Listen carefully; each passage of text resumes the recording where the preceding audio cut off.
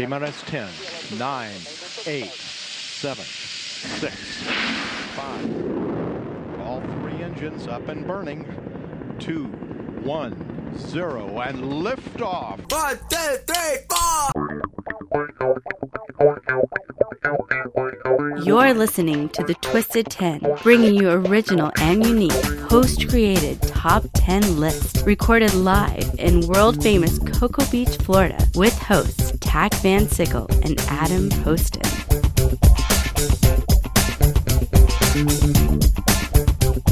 All right, welcome to your second episode of the Twisted 10.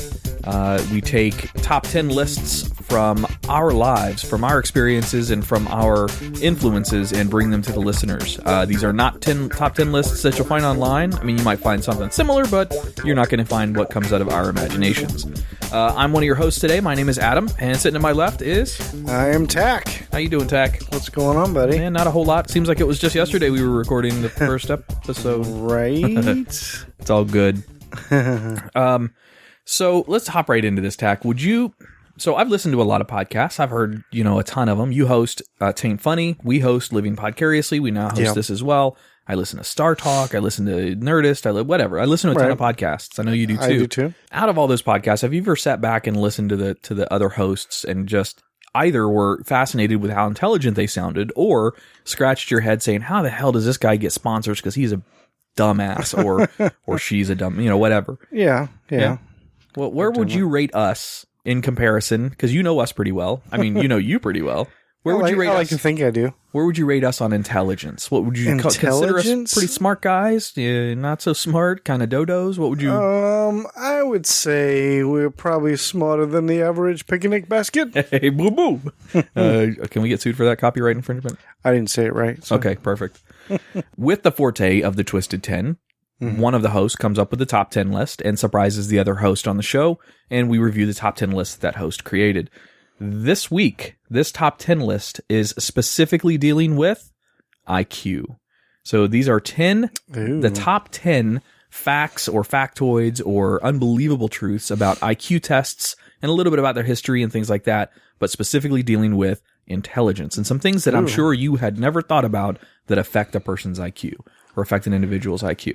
That's interesting. Have you ever taken an IQ test before? Just some sort of bullshit one online. Yeah, some of those are actually pretty accurate. They don't. The best way to do an IQ test is with with an actual doctor or a psychiatrist doing the test to you to watch your reaction time.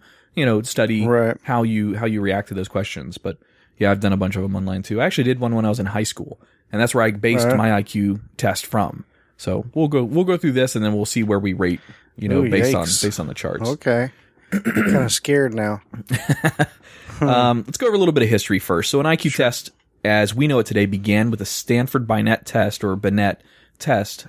Actually, it's the Stanford Binet test. Theodore Simon and Alfred Binet devised the IQ test in 1905. So it's a little old. It's dated. Did you say the Chipmunks came up with this? What'd you say? Yeah, Alvin and Theodore. No, it's Alfred. And Jean-Benet Ramsey? Yes, exactly.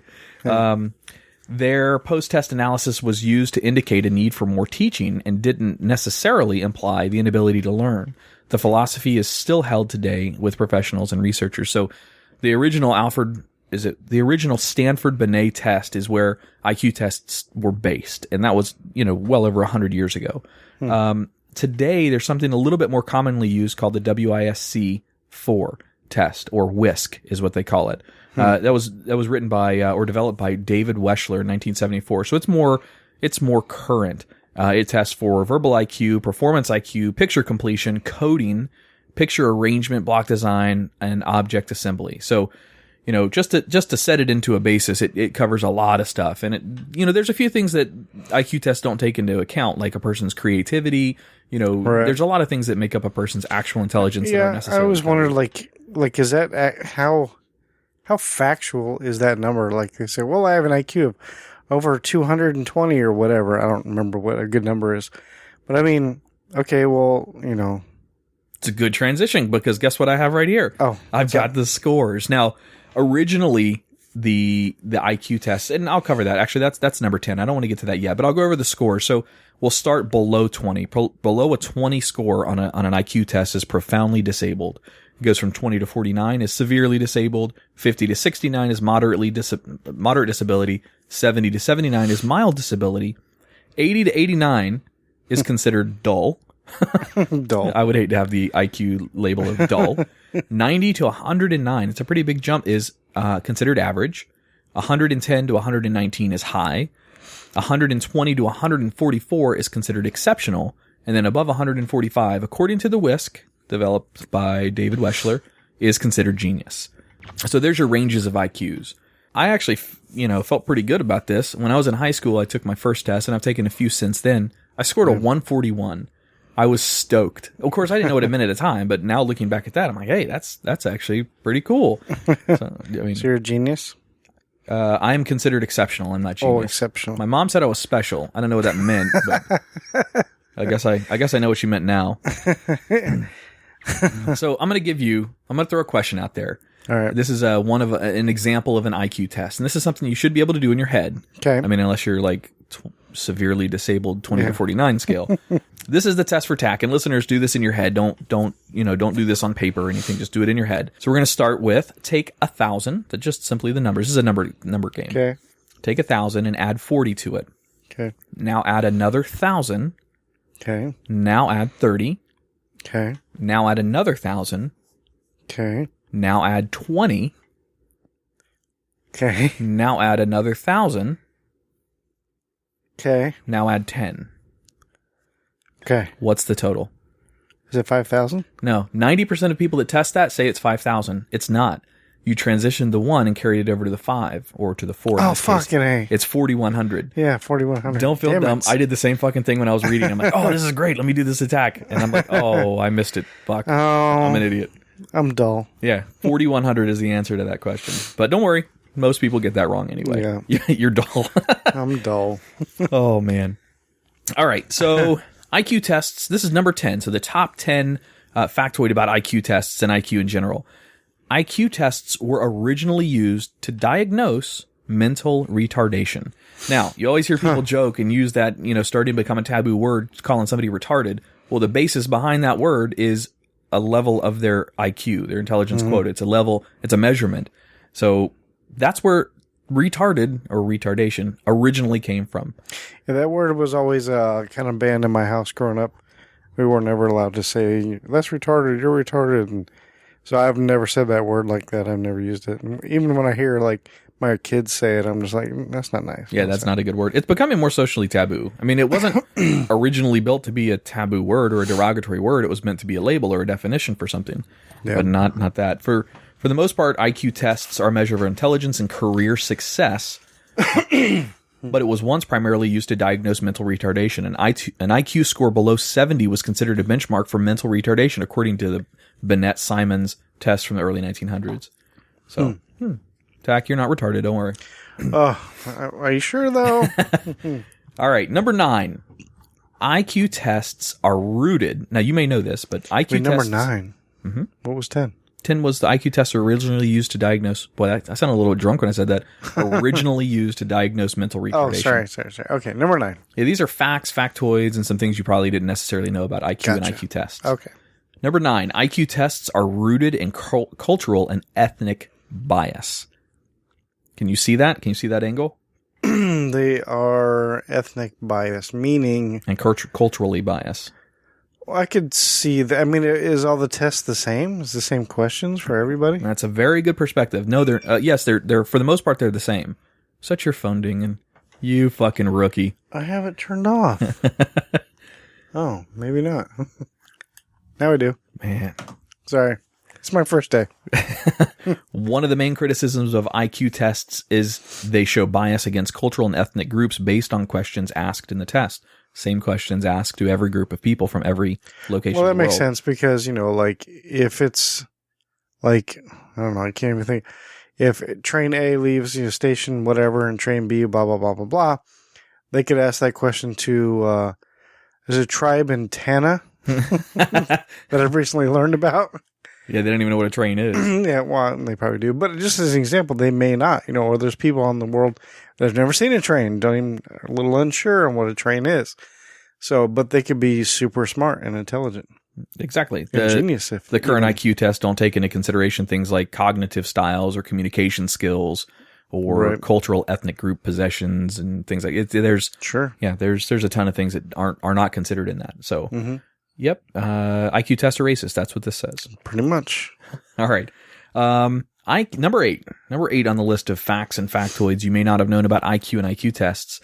IQ has a direct relation to head size.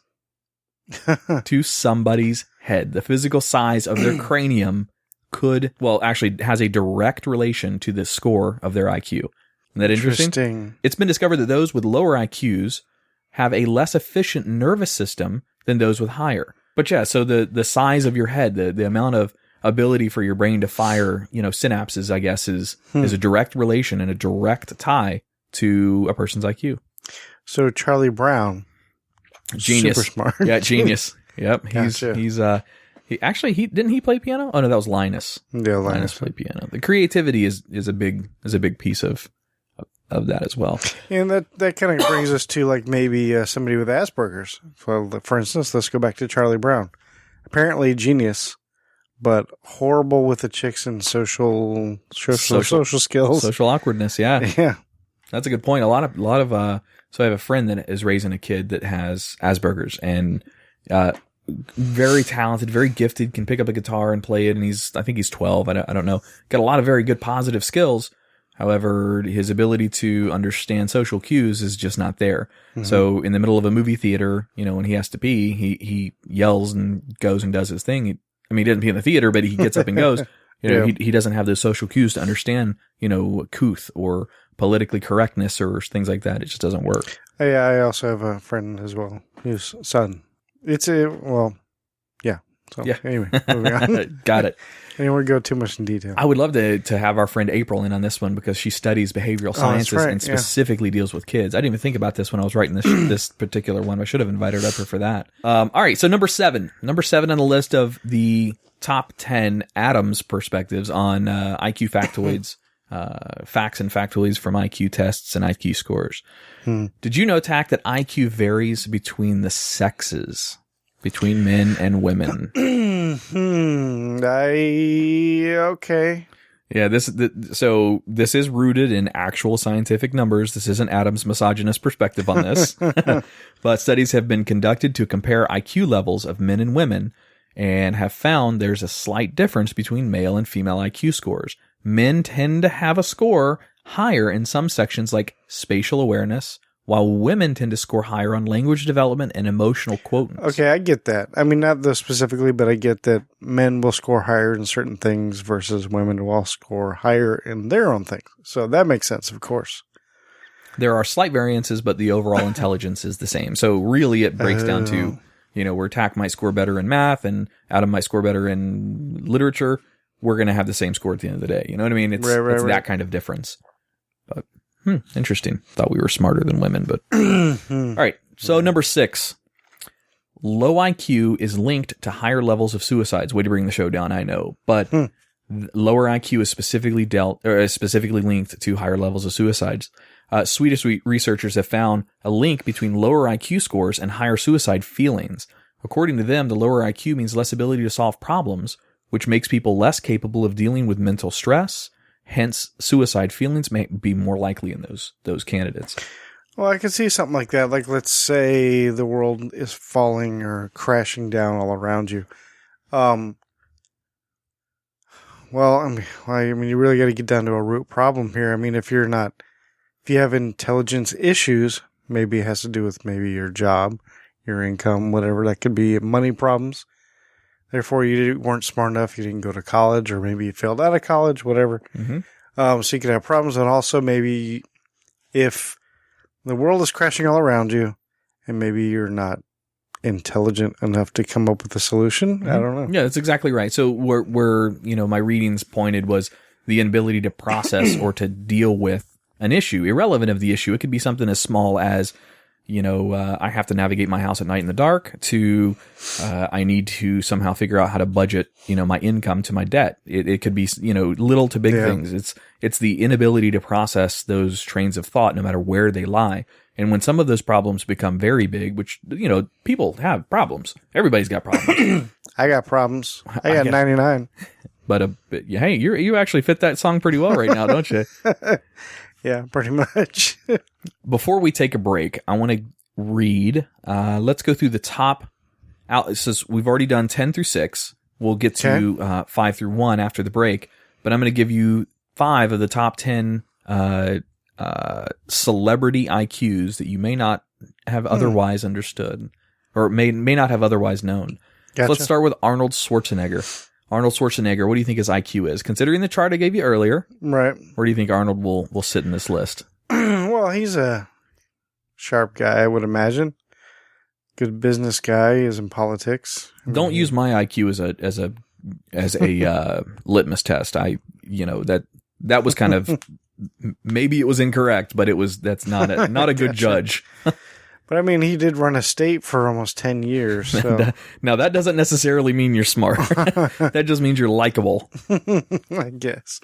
I don't know. I would say he was like roughly, maybe not genius, but whatever, just below that, I would imagine. Arnold Schwarzenegger comes in at a 135 IQ, which, what did we say that was? Exceptional. Actually, almost all of these people come in at exceptional rates. So... coming in at 140 IQ, I have 4 candidates. They're all 4 women. Mm-hmm. Surprise, surprise. No, I'm just kidding. Surprise. Natalie Portman, 140 IQ. Yeah, she's smarty pants. She went to Yale, I think. Shakira. Or Columbia. I forget. Shakira is Columbia, yeah. Shakira came from Columbia. Well, I meant the university. I mean... Medellin. Natalie Portman, I think, went to Columbia. Or Yale. I forget which one. I think Columbia. Shakira's got 140 IQ and hips to kill. Madonna, 140. Don't lie, I think is what it is. Madonna as well, 140 IQ. And Gina Davis wraps up the... She's a smarty pants. She's part of like Mensa or some shit, I think. We'll get to the next 5 after the break and after the other top 5 in our list. But there are 4 men and 1 woman that round out the top 5 in that category. So nice. We'll hit those when we come back. Thanks for listening to the Twisted 10. We'll be right back.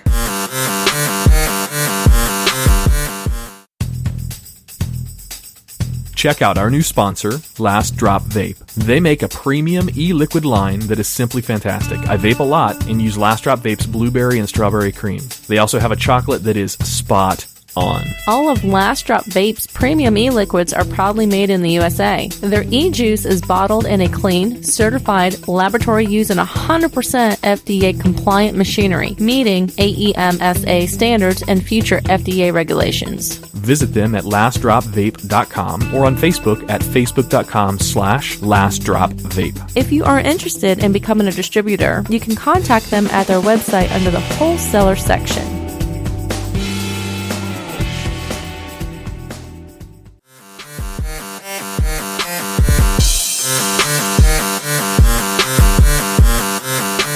Welcome back to the Twisted 10. We just heard the 10 through 6 on the top 10 for facts about IQ tests and IQ in general. What do you think of those so far, Tach?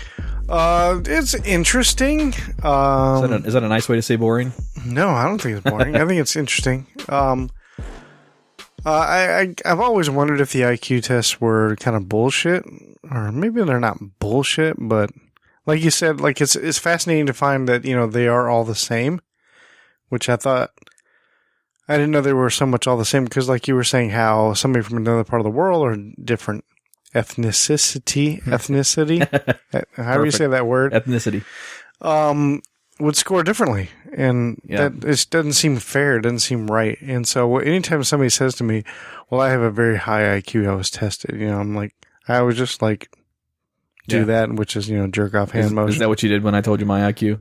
No, because you were just telling me what you got on the test, He gave me the hand motion, listeners. So when people say, well, I have a very high IQ, I'm just like, well, whatever. Maybe you did that day. Or maybe you scored a certain number that some dude says that it means you're smart. But I didn't actually put this on the list, but one of the things I researched while, checking out all the different tests and the variables that go into IQ is exactly that. It's a person's mood. What happened in their life the last couple of days that could affect their potential outcome for their IQ test. So their demeanor, their social status, their relation status, all of that goes into play. How much sleep they got the last, the night prior, all of that goes into play. Your ability to process information at certain times of day are different. Like some people are morning people, some people are night people. So all of that stuff needs to go into factor. Yeah. All right. So, Tach, let's talk about your parents for a second. Would you consider your parents smart people? Like high IQ, considered, socially smart? Well, it's kind of funny. My mother is actually one of those people that, I tested very high on the IQ. Did you make the hand jerking motion to your mom? No. Okay. But, it's just one of those, whatever. But I consider both of them intelligent. Okay. Pretty smart people, yeah, absolutely. That votes well in your favor, because number 5 on our list is genetics make up at a top end of 80% of your IQ. So no matter how much you educate yourself, or how much you go to school, or change your social, or change your environmental variables that could affect you, it's actually 60-80, but 80% of your IQ is genetic. So if you're predisposed to learn well, or to test well, or to prove yourself cognitively in these tests, then you're going to do better because of your genetics. So if your parents are smart, Tach, you're a step ahead. Well, yeah, but it's different kind of smarts. Like my dad excels in math. Like he is outstanding in math. Where me and my mother are horrible in math. My mother was dyslexic with numbers and things like that. She couldn't do numbers very well. So, and I always have a thirst for knowledge all the time. So I try to learn something new every day, but still, it's not going to help me on math. You know what I mean? Yeah, understood. Yeah, it says environmental variables can mean a loss or gain of a few points, here or there, but it pales in comparison to what you're born with. So, interesting. All right. Number 4. I think number 4 is going to be your favorite, and you probably would have picked this as number 1. Okay. However, we're going to go with it anyway. Number 4, breastfeeding can increase a child's IQ by 3 to 8 points. Wow. That's a big number, especially that early in the stage. That's like cheating your way up in IQ. I don't think I was breastfed, though. Oh, that certainly explains a lot to me and to the listeners. No, I'm just kidding. You weren't breastfed? I don't think so. No? I think I was. I never really had that conversation with my mom. I don't know. I'm pretty sure that I was, but not sure. It says, going beyond the control factors of baby's closeness with their mother during breastfeeding, children who are breastfed have a higher IQ 3 to 8 points higher by age 3 than their non-breastfed peers. So moms out there, if you're considering it, can make your kids smarter. They have the ability to maybe take care of you later in life because of it. My son was not breastfed either, so it hurt too much for me. So.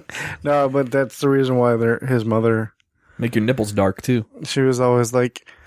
Well, because she tried it with his sisters, twins, and she was like, tried it once and was like, it hurts, and then just never did it again. So, Interesting. She's kind of a weenie. That's one of the few things that kids have the not predisposition, but the are born with. What's the sucking ability? Yeah, so searching for a nipple is a inherent. I know what you're trying to say. What's the word? There's learned behavior, and then there's instinct. God damn, that was hard to say. And there's only 2 things humans are born with for instincts. One is to search for a nipple. That's one for sure. The other is the fear of heights. A human baby is afraid of heights, irrelevant to learned or... And this is all what you learn when you're born. And interestingly enough, I still do both to this day. It's like nipples and are afraid of heights. I like it. Searching for nipples. And, Yep. Huh. All right, so number 3. If you have an IQ of at least 115, according to these lists, you can do any job. It says people with low and high IQ scores can work almost any job at almost any level, but it becomes increasingly difficult to perform well in very complex or fluid jobs, such as management in an ambiguous, changing, unpredictable field. Those with higher IQs have no restrictions of what they can do. They can make those decisions quicker. They can, think on their feet. They can manage people. They can deal with stress a lot better than those with lower IQs. And for whatever reason, they chose 115 as that litmus. Let me see what that was. That's just in the high range. Yeah, it's not very high. I think it's just a little above dull. It's 2 levels above dull. I know a few managers that would fall under dull. So definitely. I know a few that might be considered old school, retarded level. Saying that scientifically, not derogatorily. It's an industry term. I gotcha. Yeah. It's an inside thing. All right, number 2 on the top 10 facts about IQ. When you have a higher IQ, you're more confident. Have you ever seen that, especially with people that we named earlier on that list? Your confidence level changes. Of course, those are stars, so it's a little bit different. It's only if you announce it all the time. Kind of like vegans. Not necessarily. Well, yeah, that's a good point. Not necessarily. You can see if somebody is confident without them saying or boasting confidence levels. If you're just listening to, somebody talk on a podium, you can hear confidence in their voice. Yeah, I got you. Yeah, makes sense. Those kinds of things. Successful people in business and athletics and in life can tell you that confidence is half the battle. Having a certain IQ may not tell the whole story, but the popular conception is that it does, and that it can be devastating or emboldening depending on your number. So, question though, from that statement that you just said, so you're saying having a higher IQ boosts confidence? Is that basically what it's saying? Kind of the other way around. Confidence is well, that's what I was going to say. I think confidence is a sign of a higher IQ, according to this. Right, and I think it may work both ways too. I mean, if you higher IQ boosts confidence, but if you can boost your confidence, wouldn't that kind of help your IQ? It wouldn't change your IQ level. You can't manipulate your IQ. However, that's another good question I was going to ask. Yeah, that's actually, believe it or not, that comes back to number 1. Yeah. Your IQ level that you're born with and that you go through life with, for the most part, doesn't change. It's pretty static. So what the dice that you roll right at the beginning, for the most part, are what you're going to have for the rest of your life. There are a few things, and that's number 1. So we'll get to that one in just a second. But you can give off with, shit. All of us know the dodo in high school that was like the football jock that was, super confident, had all the confidence in the world, but couldn't count to 10. I mean, we all know that kind of guy, dumb as a can of hammers, but very confident. So you can mask with confidence the, interpretation of IQ, but no, you can't actually change it. You can't force yourself into a higher IQ. I mean, this is then why go to college? I'm a doctor, so well, don't confuse IQ with, your breadth of knowledge. So if you have, college teaches you very specific skill sets. Your IQ is what allows you to absorb those skill sets and then later use them in life. Right. So it's a whole different scale. It's the ability to learn. Yeah, right? Absolutely. Yep, absolutely right. And retain and then use those skills back. All right, so the number 1 IQ factoid on this list, on this top 10, the IQ you're born with is not the same as you age.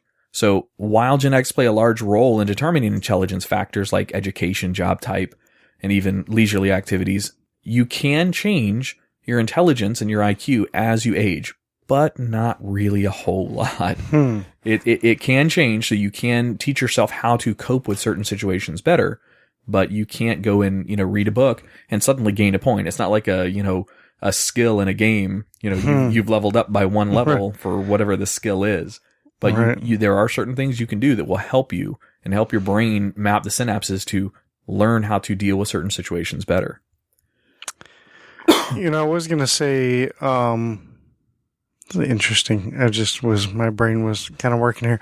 So I like how you kind of brought in the video game kind of metaphor. And so I was thinking, well, like in a lot of games you get what's, experience points. That's what a lot of games call it sometimes.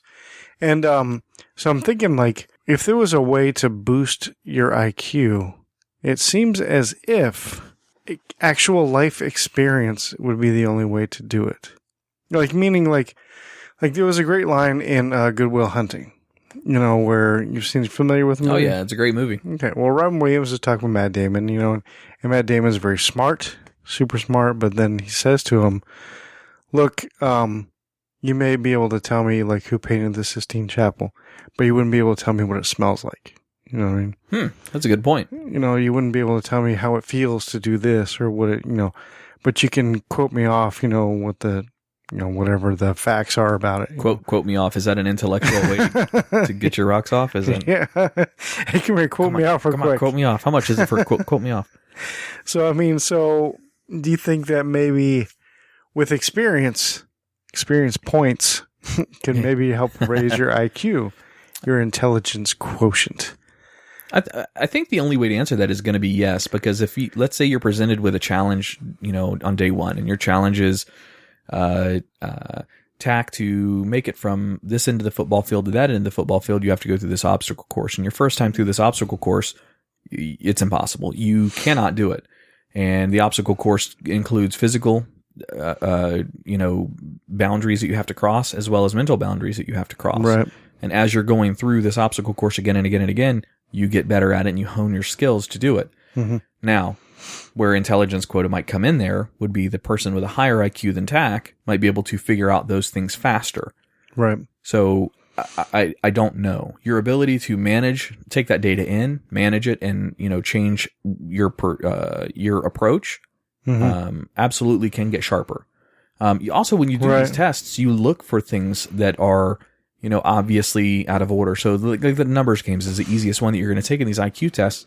Here's a series of numbers, fill in the blank, and there's a missing one that's in there. Right. So the first time you go through it, you're going to try to do division, addition, multiple, whatever it is, to try to figure it out. But it may not have anything to do with that. It may have to do with the, you know, who the fuck knows? Whatever the hell it is, it may have something that's, you know, rhythmic, or it may have something that's dealt with lines or corners or edges or whatever. It may have nothing to do with the numbers themselves at all. So yeah, I think you could test better. I don't know if it necessarily would increase your IQ though. I don't know. That would be a really good question for April to follow up with us on. April, if you're listening, yeah, April, you have to hit us up. Give us a shout out. Hit us up on whatever social media we have for the show. Yeah, we'll have Facebook up, so hit us up on Facebook.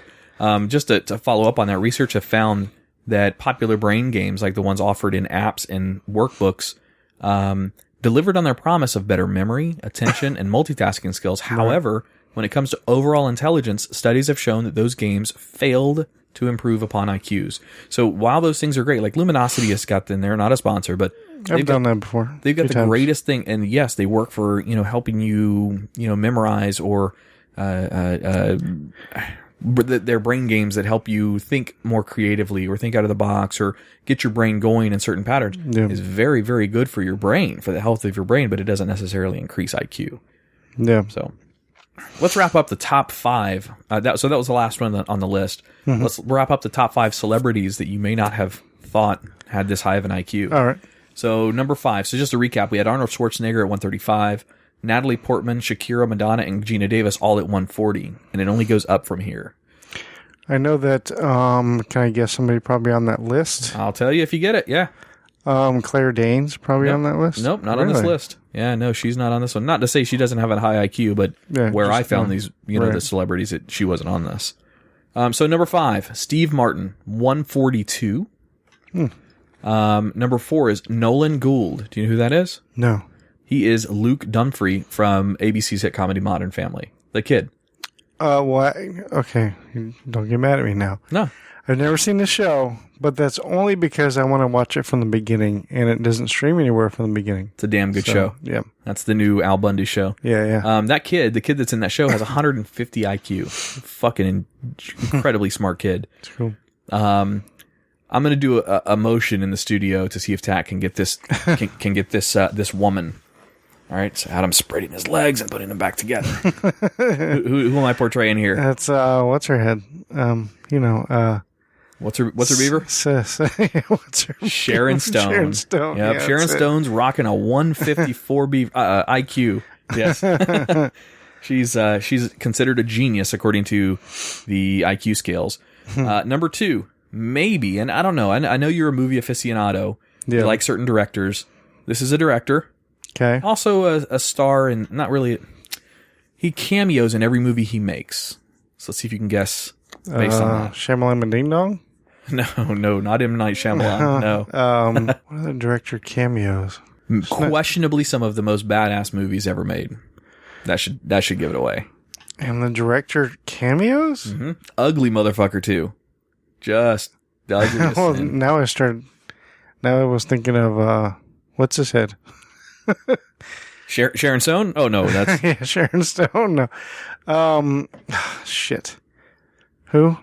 Just yeah. Quentin Tarantino. Oh yeah, Quentin Tarantino. Yeah, that's not what I was thinking of, but yeah, it makes sense now. Yeah, he does cameo. Quentin Tarantino, 160 IQ. Yeah. And to wrap up the celebrities with the top IQs that I happened to find while looking this afternoon. Yep. This guy has 184 IQ, just off the fucking charts. Jesus. His work has been heard in Family Guy, The Simpsons, Grand Theft Auto, and Disney's Hercules. See if you can get the voice actor. Oh my god. He's also a regular actor too, but he's more known for his voice acting. Can you give me some more? I didn't write any more down. Yeah, I just didn't know if you knew any of them. What else he was in? Or? No, I don't know. I actually had to look him up. I didn't recognize him by his name until I read a little bit about him. But it's with 184 IQ, topping off the list is James Woods. James Woods. Yep, 184 IQ. Fucking intelligent. Yeah, on Family Guy, you know who he plays on Family Guy? He plays James Woods himself. Wait a minute, he's a voice actor for himself? Yep. And on The Simpsons, you know who he plays? James Woods. James Woods. Oh god, he plays himself. Okay, I see the pattern here. Okay, and he was on Entourage. As himself? As himself. God damn it. But that's the only time. The rest of the time he's an actor. Well, he's an actor anyway, you know what I mean? Yeah. But, James Woods. I love me some Family Guy. Oh, yeah. All right, so what'd you think of the top 10 this week? I think I am retarded. You're dumber for having listened to this top 10. Can you lower your IQ? Does smoking weed really lower your IQ? I think it puts you on a whole nother plane. You have an interesting theory on getting intoxicated with foreign substances, not necessarily weed. You know, when you get to the point where you get so drunk that you do not remember what you did the next day? No. The blackout drunk. Have you never been there? No. Never been there. All right. Well, I've been there a bunch of times. Wow. Well, getting blackout drunk is drinking too much and your brain pretty much just shuts off. Your body is still going fully, energized and you're still doing things and still, whatever, almost like zombie effect, but you're still doing stuff, but you don't remember the next day. Okay. I have a theory behind that. A theory? A theory. I think when you get to that point, you enter a different state of consciousness and then you can remember all those other times when you were blackout drunk because it's a whole nother level, a whole nother plane of existence. I think that's what happens. But, so how would you test that theory? Let's go get drunk.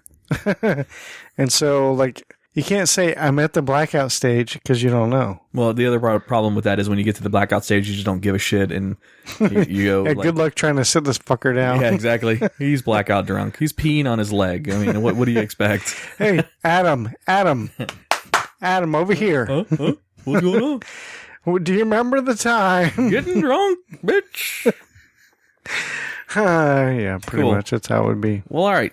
Thanks for listening this week, guys. We appreciate it. We're going to come back next week when Tach's going to bring us another top 10 list. Oh, I got a good one. Oh, boy. Actually, I don't know yet. I got to do homework. Oh, damn. I was hoping for a little bit of a teaser. No, so the other host is not supposed to know, but teasers aren't that bad. aren't too bad. But thanks for listening. Check us out on Facebook. We'll have our social media links up there real soon. If you're interested in this, if you like this content, listen to our Living Podcariously podcast. That's a lot more raw and unfiltered and unscripted, and it's just a bunch of goofballs sitting around having a good time drinking some beer. So check out Living Podcariously. Thank you for listening to Twisted 10. On behalf of Tach and Adam, thank you. Appreciate it. See you.